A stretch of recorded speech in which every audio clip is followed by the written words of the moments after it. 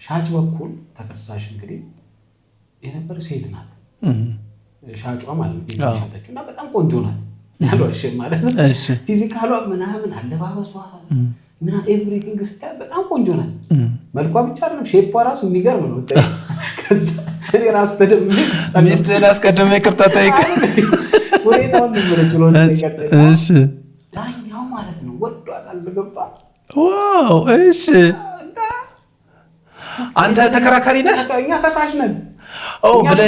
ሶሪ ብለኸኛል እና ዳኛው ብሎ በጣም ነው የሚያት እኔ ተረድቻለሁ በቃ እንጂ ሴት ይወዷታል ተበላን በቃ እንዳልኩ ታውቃለህ ደግሞ የማይንቀሳቀስ ንብረት በመንደሩ ሁሉ ነው ምን አይነት ኢፌክት ሊኖረው እንደሚችል ታውቃለህ ቀዳዳ ሊጠቀም ይችላል እሺ እሺ በቃ ይሄ በቃ ተበል በቃ ይሄ አስቀጣይ ደግሞ ብዙ ብር ነው እንትኑ ኬዙ 13 ሚሊዮን ብር ቤት ነው እና በቃ ይሄ ኬዝ ተበላው በቃ ይሄ ለኛ ለምን ነው ነፃው ነው እንትን የሚለው ብለህ ታስባለህ ከዛስ እና በየጊዜው እንትን ይላል ምናምን በጣም የተለየ ትሪትመንት ነው የሚያደርገው ክርክር ላይ ሁሉ ኢቭን የእሷን ጠበቃ ትቶ እሷን ይጠይቃታል በእርሶስ በኩል ምንድን ነው ያለው ይጠይቃታል እሷ ታናግረኝ ግን ምናልባት መስሎህ እንዳይሆን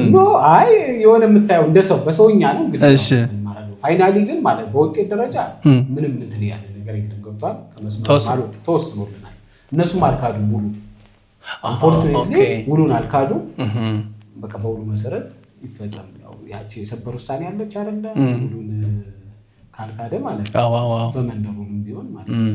በ1723 ባሟላ ይፈጸማል ሁሉ እንደ ረቂቅ አይቆጠርም የሚል አንድ ሰበር ውሳኔ አለች እሷም ጠቀመችን እነሱም አልካዱ ሙሉ በዛ አግባብ አስረክቡ ተብሎ ተወሰነ